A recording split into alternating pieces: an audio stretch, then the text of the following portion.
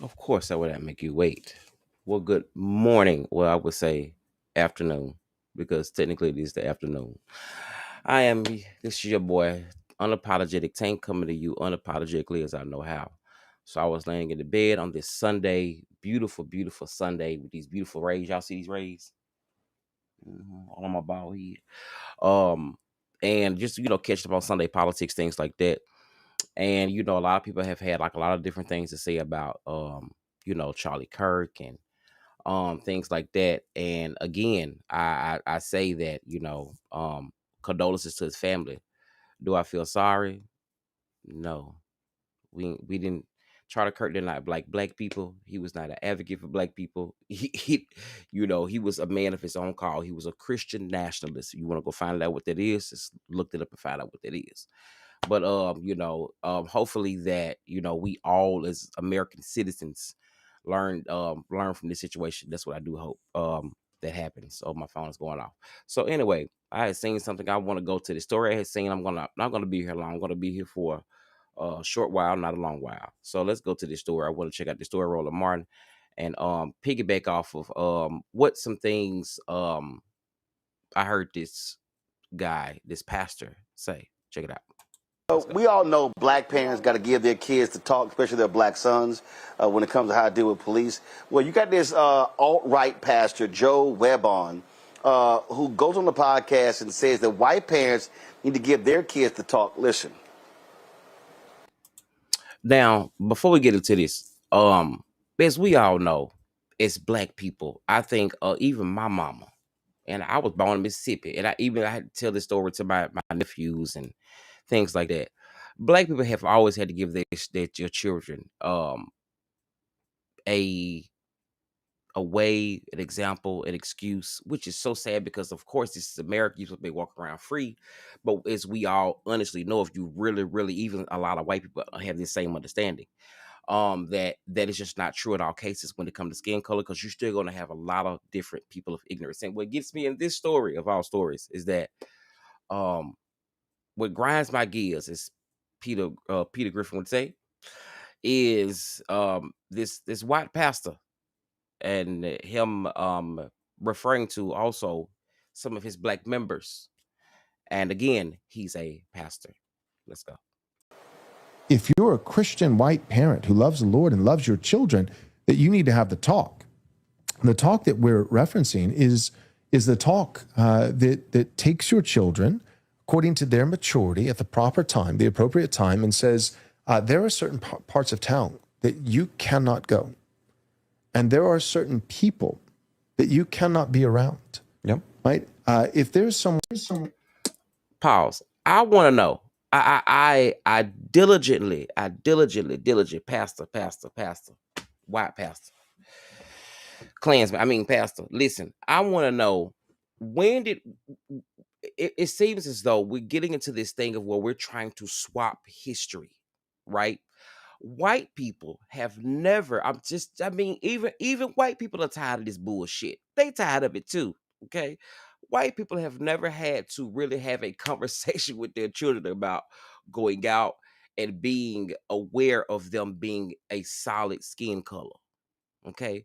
So any member, I just want to say, this is a pastor. If you are black in this man's church, if you are black, I want you to do like Erica Badu and any of the great artists was saying to you, grab your bag and go. Okay.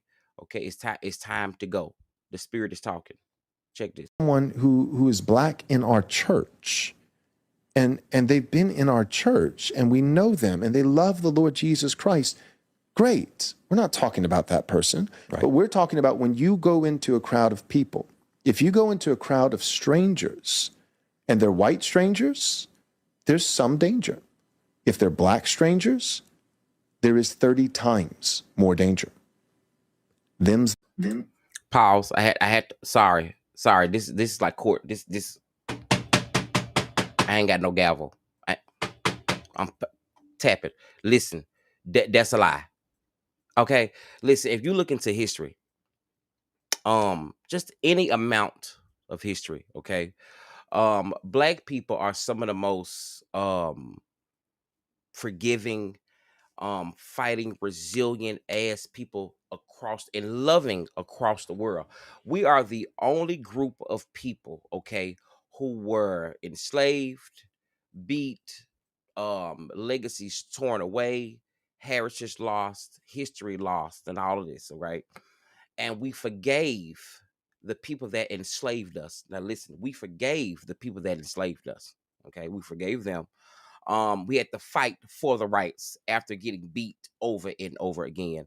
And then needless to say, black women, okay, we're still the least of the bottom of the totem pole. So I want to know what black members are at this man's church. Who listen, Uncle Roland, if you see this, Uncle Roland, please put it. We need his church to be on the main list because there's no way possible any of his members is lining up for the line in heaven. I know the streets are not paved with gold and racism. I know it ain't. Check this. The facts. And it is actually a failure of your parental duty. White parents, please hear me. If you teach your children growing up, if you lie to them and say, all people and all races of people in our country are the same, they are not. You are actually depriving your child of factual, truthful information that could save their life. So let me help y'all out. If you're black and you attend Covenant Bible Church in Georgetown. Okay, that's Covenant Bible Church. Thank you, Uncle Roland. Covenant Bible Church in Georgetown. I want to announce to all you black members, okay, your pastor at the end of the day does not care about you. Being a pastor is bigger than race. It's bigger than it's really like a right, it's really a God-given job. That's why I say few are called, many are called but few answer, whatever how it is, but this is definitely one of the few. Not trying to discredit him being a white man, because I know white pastors who genuinely love their black members. They don't have like a thing of that, but they do realize the privileged stance that they live in. They're aware of the cultural differences that they have. They are aware of the differences in the disenfranchisement in each community, right? So I just want to say to all the black members over here at this church, Cornerstone, I don't know what the fuck it is, A and B, but it definitely something. Members, get up and leave. Please get up and leave. I want to watch this. Just to see how Roland broke this down is really great. Let's go. Yo ass crazy. If you literally sit, under the stewardship of that racist, then you must absolutely belong to the Clarence Thomas fan club. If you are black and you are anywhere near that church, then Jordan Peele was talking about yo ass and Get Out. Now, this guy, he's also the... I hear the T, like the little T thing. Hold on, I wish I had. I need to give me some sound effects in this room. Ding, ding, ding, ding, ding. If you black, go to church. Listen, Get Out. The movie said it itself. Get Out. Founder of a white Christian nationalist website called Right Response Ministries. And the thing here, Tim, that people need to understand is white pastors like this guy all around the country. These are the people, I forgot that other crazy fool in Tennessee said, if you're a Democrat, get out of my church, you're demonic. These are the people who have been advocating for Trump, and they changed the rule for the IRS to allow them to endorse from the pulpit. These are the fake Christians. Good example, because it wasn't church and state separate, right? When church and state separate, and on top of it, I always say this. Don't get me wrong.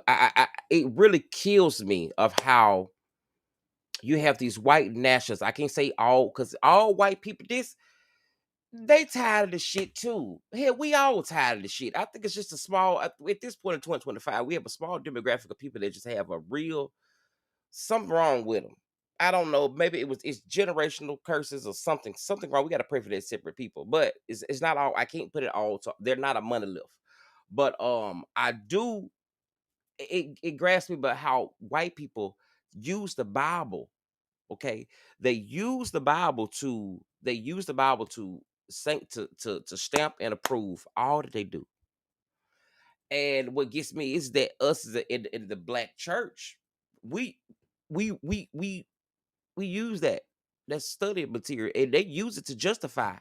Hey, they justify things in Peter, they justify things in Deuteronomy, they justify all pieces of words in the Bible to enslave us or to criminalize us or to segregate or other us because of what they say the Bible is. And Jesus wasn't even, if you go by the description of the Bible, the man was nowhere near even white. Okay, so as I say, um, yeah. Check out this can finish this because I'll go into a deep rabbit hole. I just want to get in and get out of fast. Let's go. These are people who are not real Christians, or they are, as Bishop Barber says, these are the people who advocate that slave holding religion or that slave holding Christianity. Yeah, I mean, I think that I would feel a lot safer being in a black community than being in that church, for example. I mean, Listen. Last time. No, it's not. Okay, so check this. That is so true. So let me tell you something. You could be, and when you look at mass shootings, just these are just the facts, people. We don't got to go. You can just look it up. You can Google it. The facts, mass shootings, assassinations, all that stuff is commonly did by white people. Even a lot of white people can tell you this. Even this white man right here can tell you that that most of these crimes are committed by white people. Black people are not. We yes, we have crime. We all have crime. Okay, but we're not. It's dangerous as this pastor has made it. He's like, we're 30 times. We're not 30 times. We're 30 times more compassionate. Okay, that's how you find your white women over here in our community around all surrounded by all this passionate and unaggressive and loving black dick.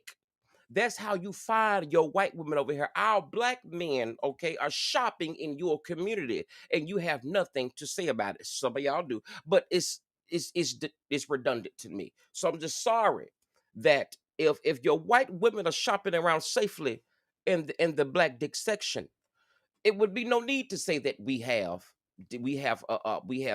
animosity or danger. Yes, yes, we should. A lot of times we should because we were enslaved people, and we are going through still things where it's affecting us as the people. But at the same time, we don't show that. That's for the next story. Let's go. Let's finish this. these people are horrifically racist, and the sad reality is that Donald Trump has normalized this, and the right wing media networks have made this okay to say. And I thought we were, maybe naively, well, definitely naively, thought we were maybe getting past some of this, but again, this comes back to the fact that these people aren't. They're not real. They don't believe. They're not following the gospel or the Bible or anything like that. They are using it to control people and to gain power and financial power, and it has absolutely nothing to do with what is in that book.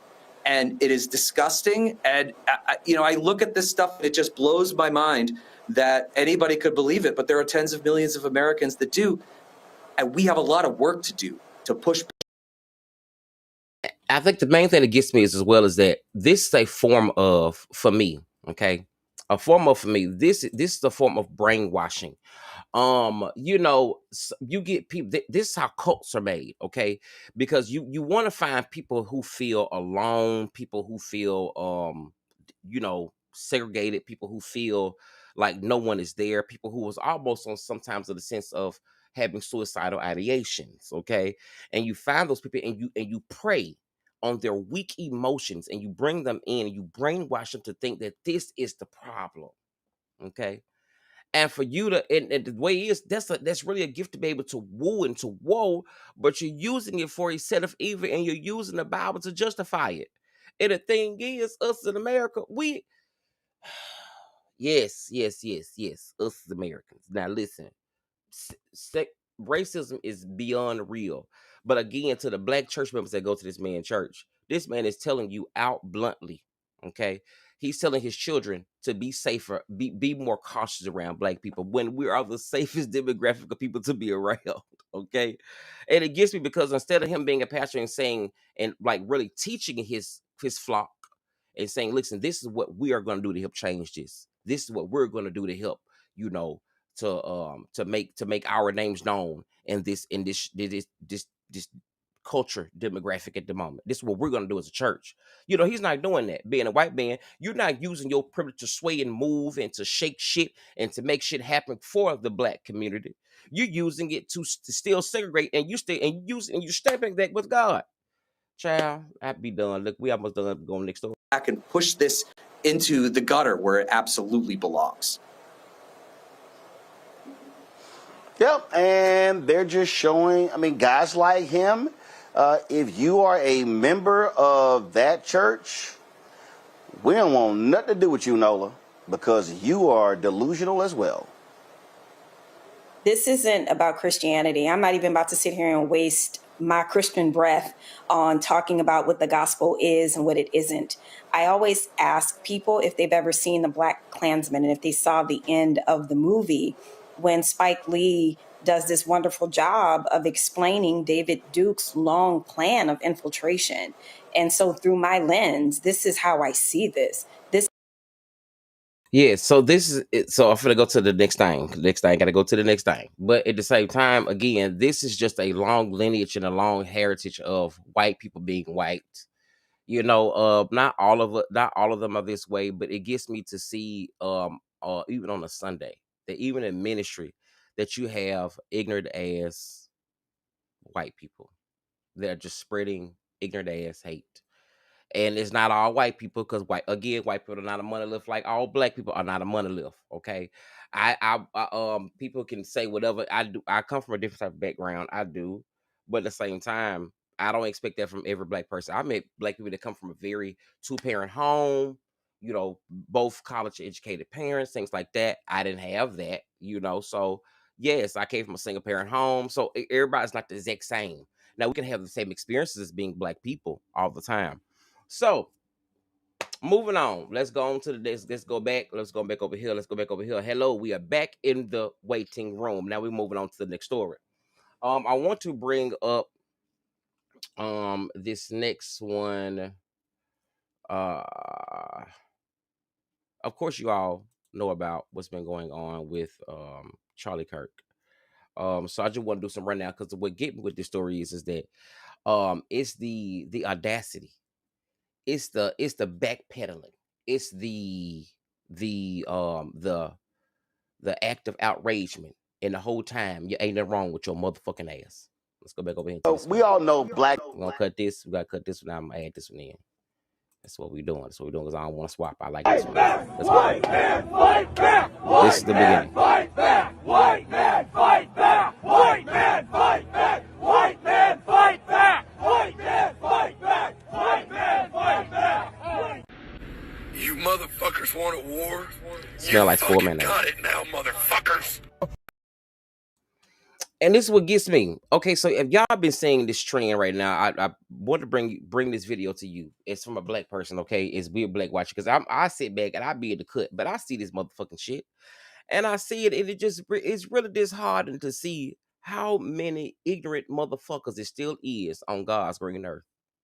Okay, if you have not already looked up the history, and it gets me because they always say if you want black people to not know something, put it in the book. Sounds like the same thing for white people, because they ain't reading the goddamn books.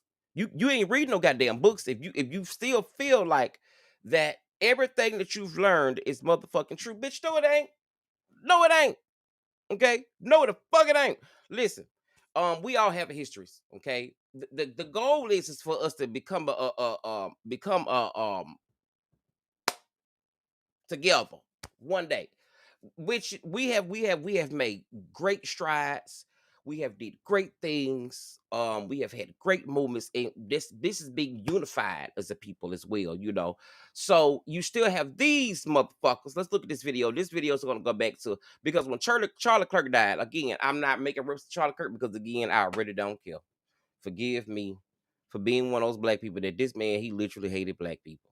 Okay, he didn't like us. He thought we was the most educated. I remember one of the most main thing that Charlie Kirk said was that I worked at the airport for many years. I was a manager at the airport for years. Um, and one thing that stuck out to me, I've met black pilots, right? And for him to be like, if I met a black pilot, like, I mean, are you DEI or can you really fly this plane? No, bitch, they are some of the most best flyers, like best pilots it is. And like for him to put those things in the air because you're teaching the generation behind you to think less of a people, and this is feeding into their minds. And it's going to take a long hocus pocus song to get them out this building. Let's check out this story. Oh, I thought it was us that was so emotionally unhinged. Talking about Democrats. He a Democrat.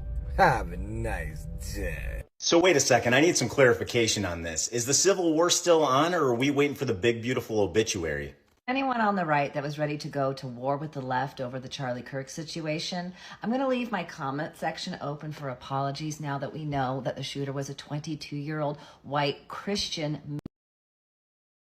Thank you. So this is the video I was talking about backpedaling. So when Charlie Kirk died, they was saying, yeah, it probably was a trans. It was a black person. Even the governor of Utah got on TV, which embarrassingly said, hey, guys, I mean, I just really wish it could be anybody but one of our own. I thought he could have came from across state, across from another different country. He could have came anywhere. He just couldn't be one of our own. And so many words he was saying, it could be anybody but a white Republican. Damn it. And now, now look, it was a white person. This is white on white crime. And even the white people are telling us, okay, listen, you ignorant bitches, this, and they're saying civil war. They want civil war because they are just so gun-ho on running into the streets just to kill black people and people of color, period. I think the Latino Hispanic community has learned a few things about this whole voting thing. I think that they understand now. A lot of white people are starting to regain their conscience, like, oh, us too? Yeah, bitch, all of us. Okay, bitch, he put us all in the ring together and said all of y'all niggas fight. Period. And he's having a good time. Okay. So check out this video. This is all the people making reference to after the Charlie Kirk thing, and now we find out that the man that killed Charlie Kirk was a white man. And it was so crazy because I was saying earlier is that one of his last comments, he was making a dig at black people. That was his last breathing comments. He was saying, look into gangs, and then pop. And that was his last thing. And it gets me because how do you die? Your last words are, gangs, and you're really referring to. And that's what Charlie Kirk was. You know what I'm saying? I hate he had to die like that. But I mean, they say you live by the sword, you die by the sword, honey. Male who didn't have a political affiliation. So I'm ready to receive. For 33 hours, This is what I was just talking about. I was praying that if this had to happen here, that it wouldn't be one of us, that somebody drove from another state, somebody came from another country. Sadly, that prayer was not answered the way I had hoped for.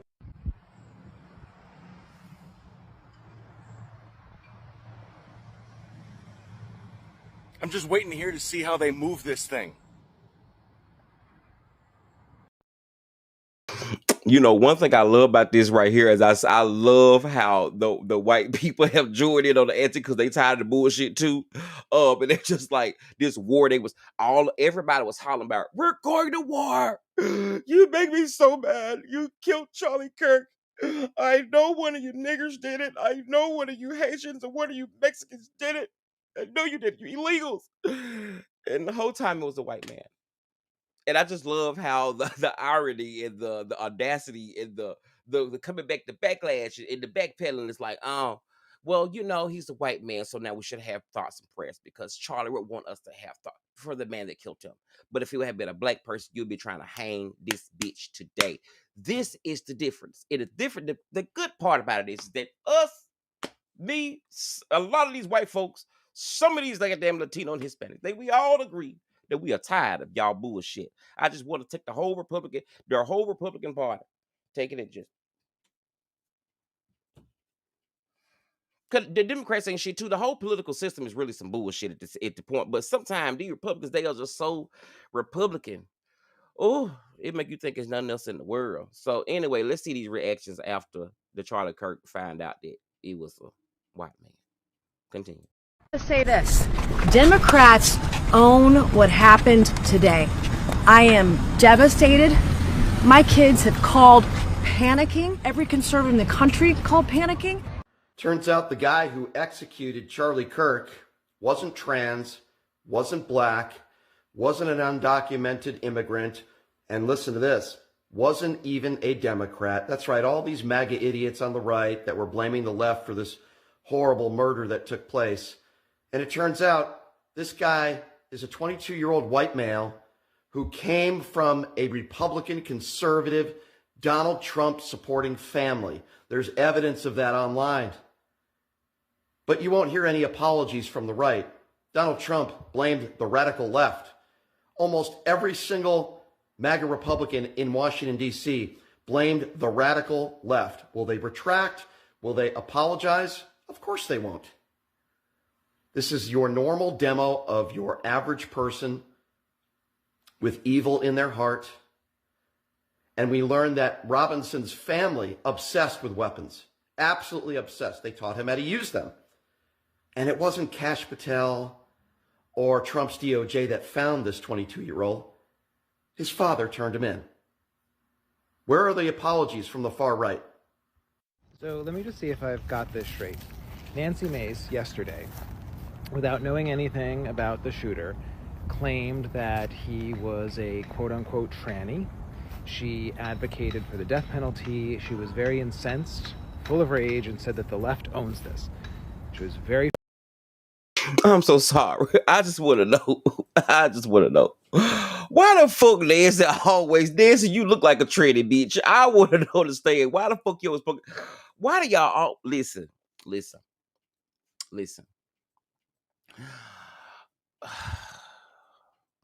I wish that the selective outrage about things that makes no sense.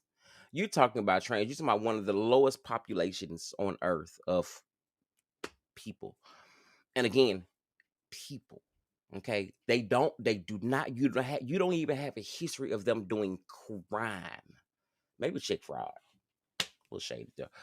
But you know, they don't even do, like, they never have did major crime, and your go-to is for you to just to get people ignited. And the thing is, you are regular transits, they're just moving about their daily lives who are clockable. Okay, if you don't, some people don't understand that everybody ain't T.S. Madison. T.S. Madison is gorgeous, but if you don't reach, you know who she is because she's. But some of them in this time frame, you don't know what I'm telling you. Even trans men, they look fucking great.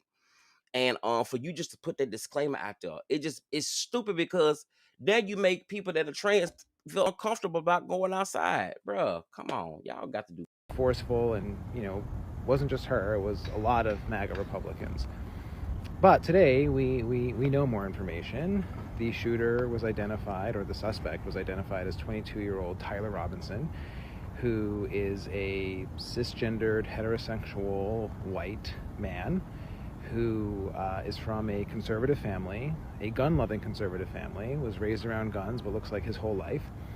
And now that she is in possession of those facts, Nancy has changed her tune. Now all of a sudden she is saying that he is a lost individual and we should pray that he finds Jesus. So I just find it very interesting that yesterday, when she thought the shooter was trans, she was very, very angry, calling for the death penalty. And now that he's a cis white guy, likely conservative, or at least from a conservative family, we should be a little more... Right, now it should be a little more compassionate, guys. He's white. He's white. Let's have compassion. That's what Jesus would do. That's what Charlie would want. That's what we want. Compassion. Because he was white. Guys, okay? Before this, I thought it was illegal. I thought it was a Hispanica. I thought it was a Mexicana. I thought it was one of those Negroes. But now I know that he's a white man. I just want to give all of my condolences, my love, and my prayers to my white Jesus. Nancy, go to hell. Understanding and pray for him, because he's just a lost soul. And look, I get it. You know, a lot of people, especially conservatives, were and still are very, very upset and saddened by Charlie Kirk's death, and they were angry and they wanted answers. But just rushing to judgment and scapegoating the usual people that you spend your entire political careers demonizing and marginalizing isn't helping anyone. To say this, Democrats own what happened today. I am devastated. My kids have called panicking. Every conservative in the country called panicking. She's a lawmaker. She's a congresswoman. And she's not the only one saying this. The Democrats are responsible for this. Fox News, Jesse Waters, the Democrats are responsible for this. They're literally telling the conservative, the right-wing viewers, the right-wing voters, the right-wing crowd to declare war on the left. And what's the result of that? This video's in regards to Charlie Kirk. And this video's for the fucking liberals. It's war, motherfuckers. We're coming for you. We're coming for you. And spare me your fucking self-righteous bullshit lectures. I don't give a fuck. We're coming for you. When I said earlier that I condemn violence, I will not condone violence. This is why violence only begets violence. True. So as I end this video as well, because Charlie, this whole thing, we need a cigarette. Hold on. Shit. I gotta go to the stove because I can't take this shit no more. Listen, okay, so again, a shout out to all the HBCUs that are out there. I just wanted to give you all my prayers and my love, and hopefully, let's swap scenes. Let's get back out of this room. Let's go back into the seating room because we had to get out that room. That room right there was toxic. Y'all felt that room we were just in? Oh, get ready to get that room. Shit, glad we made it out. And all of this on a Sunday. Anyway, I'm your guy, Unapologetic Tank. You are more than welcome to subscribe if you would like to. I am here at times, and so I am going through a little bit of a thing. I don't know what it is, but it's just actually just life, like all of us. And you are more than welcome to join me along the way. So hit that subscribe button, hit that alert bell, because I do come on unexpectedly out the blue. And this is me, and I'm unapologetically me. It's being unapologetically as I know how.